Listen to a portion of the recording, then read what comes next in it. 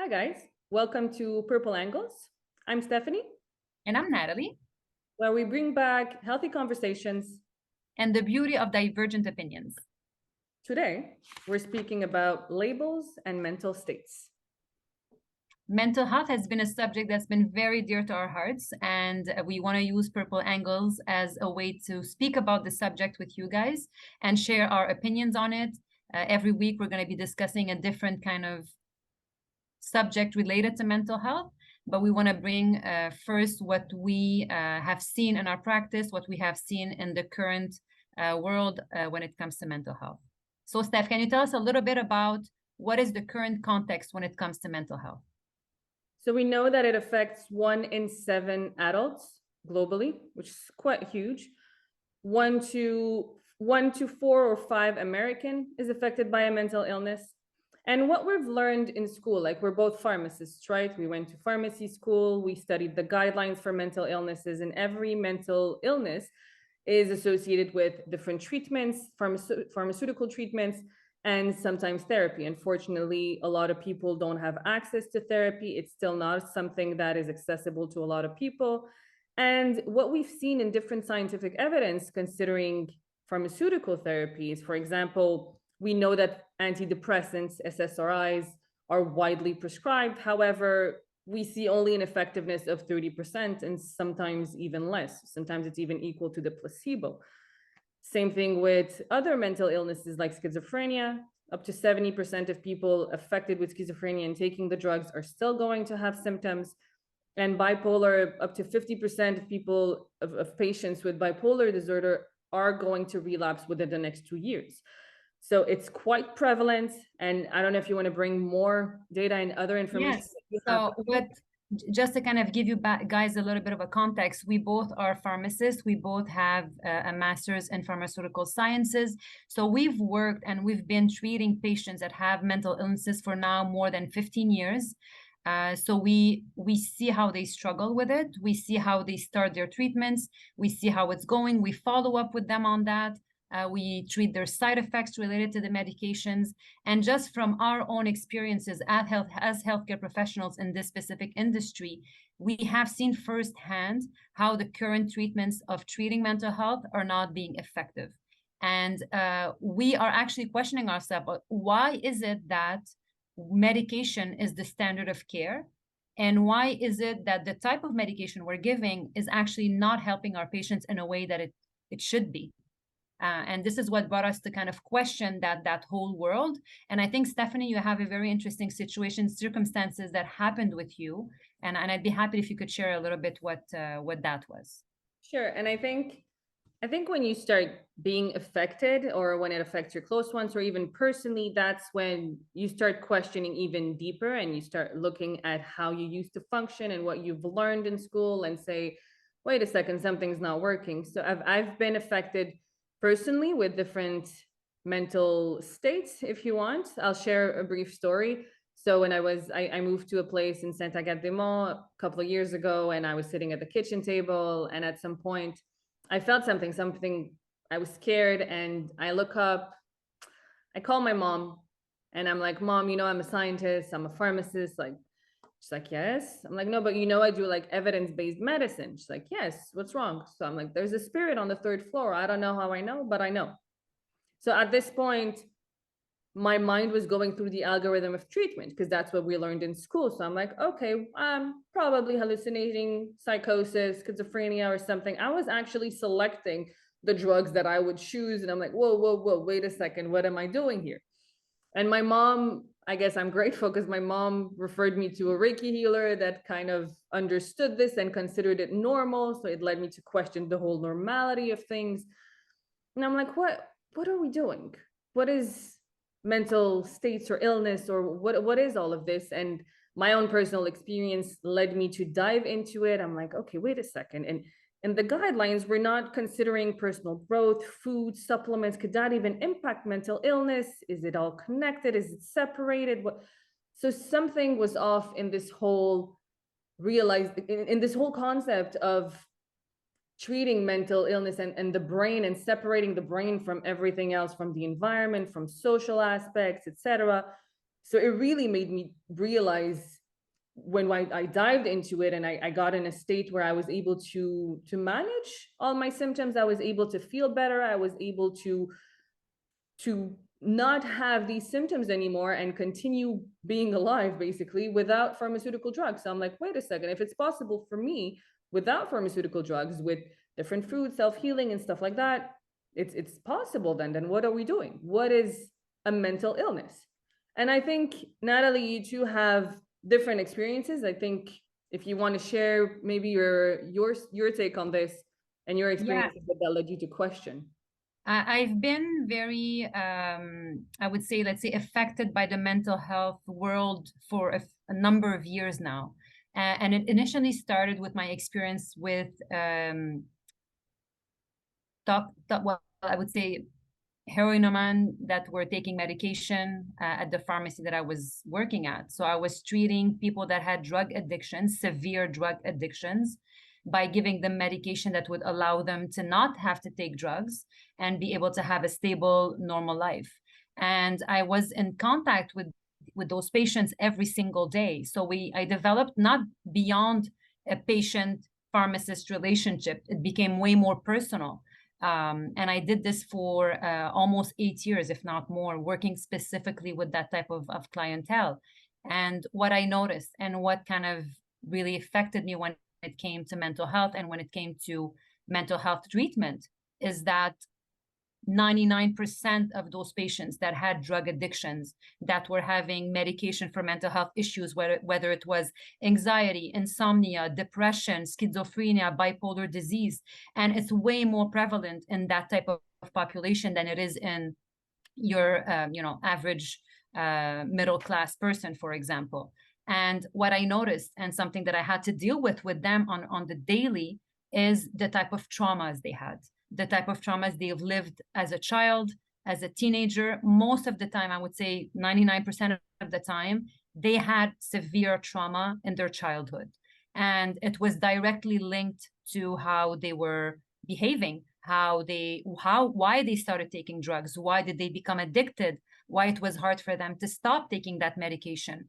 And I even saw transgenerational traumas. I even sometimes had to treat the father and the son 20 years down with the same addiction. And I had to deal with both of them at the same time. So it was very eye-opening for me to see what actually are some of the causes behind mental illnesses, and that it's not just a dysregulation of neurotransmitters. I'm not saying that it's not one factor. I do believe it is one of the factors that can explain why you can act in a certain way, behave in a certain way, feel a certain way. Dysregulation of neurotransmitters is definitely a factor, but it's not the only factor. And currently, and the way we were taught at university and the way we were conditioned, I'm going to say, even as healthcare professionals, was to take a list of symptoms and a list of medication. And if you have those symptoms, then this is the cause, dysregulation of neurotransmitters. These are the solutions. But in reality, the solutions were not working.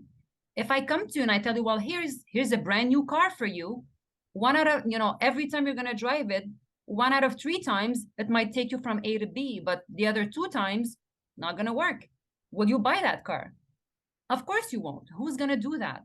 But we don't tell that to our patients.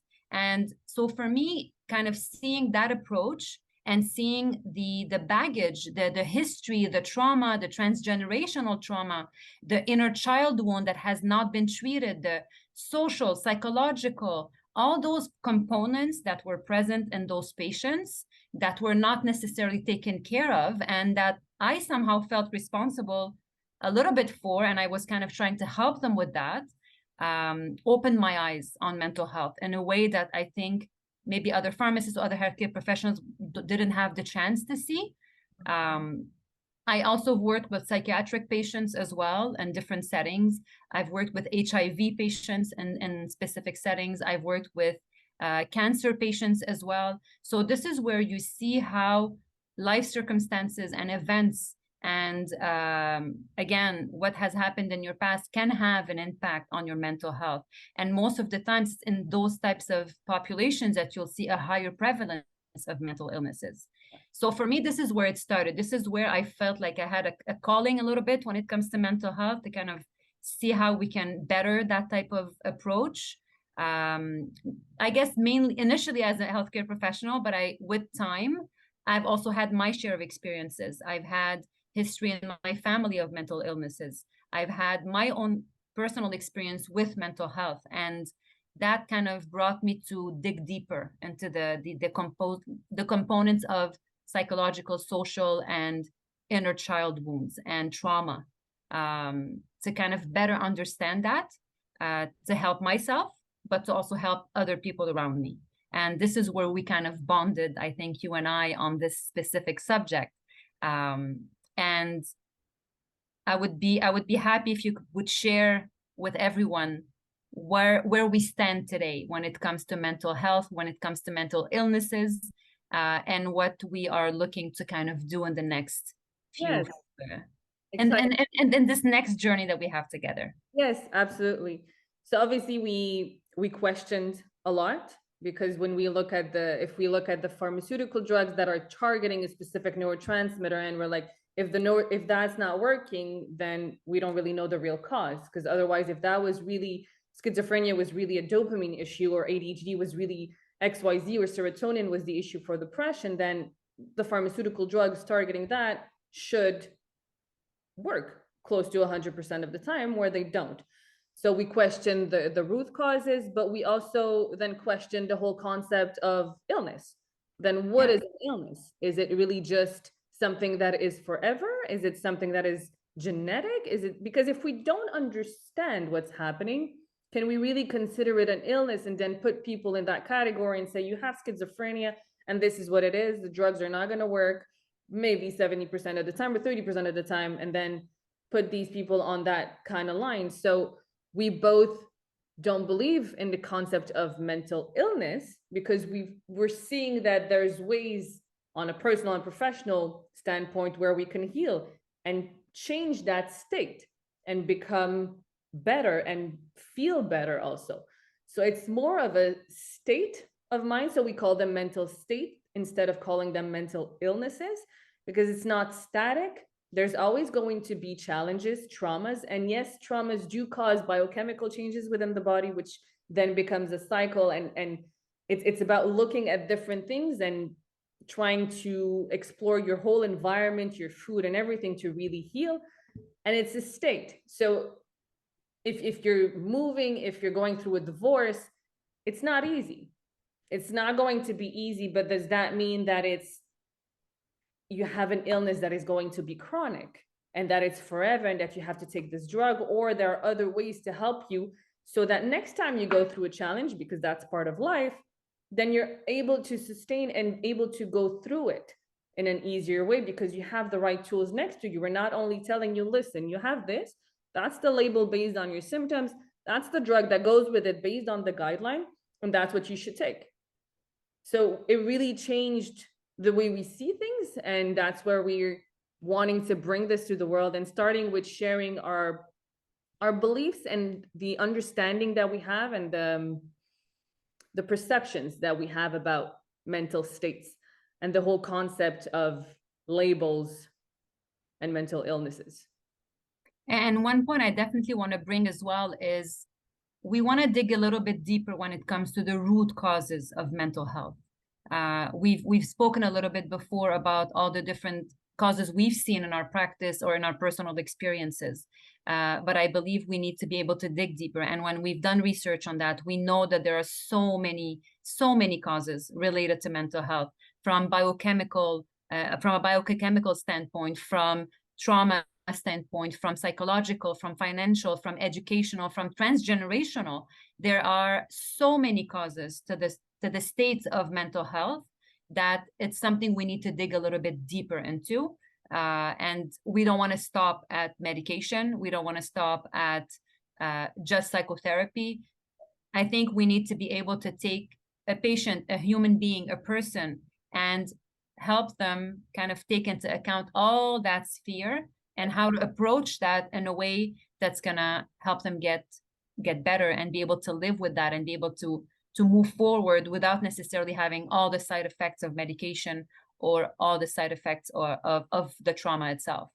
Well, when we look at and I'm going to bring a little clarification for the audience considering biochemical imbalances. So the way we define it is nutrition based, because it could be a chemical imbalance treated with a pharmaceutical drug, but then the pharmaceutical drug is not treating, for example, an antidepressant, which is an SSRI to increase the level of serotonin in your body. The antidepressant is giving you something that is going to increase that, but it's not looking beyond, like, why is that even low in the first place? So is it a constant trauma that you're getting and you're living in an abusive world and it's very difficult and it's challenging and there are other things that you have to change, et cetera, et cetera? Is it because you're not eating proper food? Is it because you're not taking the nutrients necessary to actually build up serotonin in your body? Because at the end of the day, the brain is also an organ. So when we speak about biochemical imbalances, it is on a neurotransmitter level, but also hormonal, but also biochemical, like nutrient excess and deficiencies can lead to different symptoms that have been associated with different mental, I'll use the word state, because that's our new word. So it's really looking, I just wanted to bring that clarification about the chemical imbalances regarding this. Well, we could also dive into stigma and label, because there's a lot of buzz in the world right now about destigmatizing and mental health being okay. And I'll let you speak. I have my own say about this, but I'll let you speak. I mean, I do believe stigma is present 100%. I am 100% on that. Like, I totally agree with that. There is a huge stigma when it comes to mental health, especially with people with more severe mental health states. I've seen it with the patients I was treating back in the day, and you see it clearly when you're on the streets and when you speak to them. A lot of them were people that were living on the streets. They didn't have homes. They didn't have families or anything like that. And the one thing most of them would always tell me is that what's the most hurtful is when you have someone pass by you and not even acknowledge your presence or your existence. And like, to this day, every time I remember that word, like, it breaks my heart. And whenever I pass next to someone that's on the street, I always make sure to have eye contact, to say hello, to acknowledge at least their presence. You don't need to be giving them necessarily money or food every single time to every person on the street, but being at least acknowledging their presence, I think, is something that is extremely important. And there's a huge discomfort when it comes to mental health issues. And people are not comfortable with that. They don't want to talk about it. They try to avoid it. They try to make as if it doesn't exist. And whenever you speak to someone, and I'm sure you can speak of that, Steph, but whenever you speak of some of an experience you've had or a moment you've had that's a little bit outside of the acceptable norm, people don't know what to do with it. And it's like, they don't know how to categorize you. They don't know how to speak to you. And I've also seen that in the corporate world. Like, I work in medical device, and I see that a lot in the corporate world, where people don't share how they're feeling. If they have any mental health issues, they don't talk about it. It's very shush. It's not something you're going to look like you're weaker. You're not as strong. You might not be a good employee. And it's something that it's not discussed. And so the stigma is definitely there. So I believe we definitely need to destigmatize mental health. And it starts by actually stopping the labeling of mental health. And I think and we both agree on that point, but I would love for you to share your input on labeling of mental health. I mean, I have a hard time understanding how we can label something we don't understand. And how can you put people in a category and tell them you have that, and without necessarily understanding the disease? And it's very, in my opinion, it's very disabling. And to come back to the stigma that you mentioned, I stigmatized my own self. My brain was wired in a way that, oh, it's a mental illness because it's not considered normal, which led me to question the own core of what normal really is. So label is really disabling. It's a way of putting people in a category. It helps people. Sometimes it provides a sense of identity or a sense of relief, because people, it's not comfortable. And I'm going to be completely honest, what I've lived was sometimes terrifying. So when you experience this, you're in a state of psychosis, or you're out of light, you're not sensing reality. You have different physical, it's real. So you can't invalidate. It's not about invalidating and saying, no, it's not real. It's not a mental illness. It's not. Every symptoms, every feelings are real. But to put them in a category and say it is schizophrenia and that's the only treatment, the issue is, sorry, the issue is that once you put it in that category and you provide a diagnosis, all the what's going to follow is everything related to that only. So it doesn't allow other options. Maybe it's the wrong diagnosis. Maybe it's just a temporary thing. Maybe it's just a biochemical imbalance or a nutrient change. But on the in the traditional medical world, when you put a category, you follow that guideline, and that's the only way. So some people are going to find the relief because they're like, oh, that's why I'm feeling like this, because I have schizophrenia, or because I have ADHD, or because. So it provides a stop to continue the healing journey. A diagnosis or a label should only be the start of, not the end. It should be just the mean and telling you, okay, so that's what it is. It gives me an insight of what could be maybe different at this point in my body. And now, okay, like what can I do with that? The pharmaceutical drugs are one thing, but it's, again, going back to, it's not the cause, it's just going to patch it. It's hard to heal, but the whole concept of labeling just put people in that category, and it limits the expansion. It disempowers, it disables them instead of giving them the power to heal and telling them that's the way, there are other options. Yeah, I totally agree with you on that. And I think one thing that I would want to add to that is I find labels it's very narrow. It limits your perspective on who the person is. And I think we underestimate the power of the human being. And by putting a complex human being that has a history, that has a big baggage behind him, that he's living with, a lot of experiences he's living with, a lot of things he's been through, and to put that in a small little box of a few symptoms, I find it underestimates the human being and its complexity.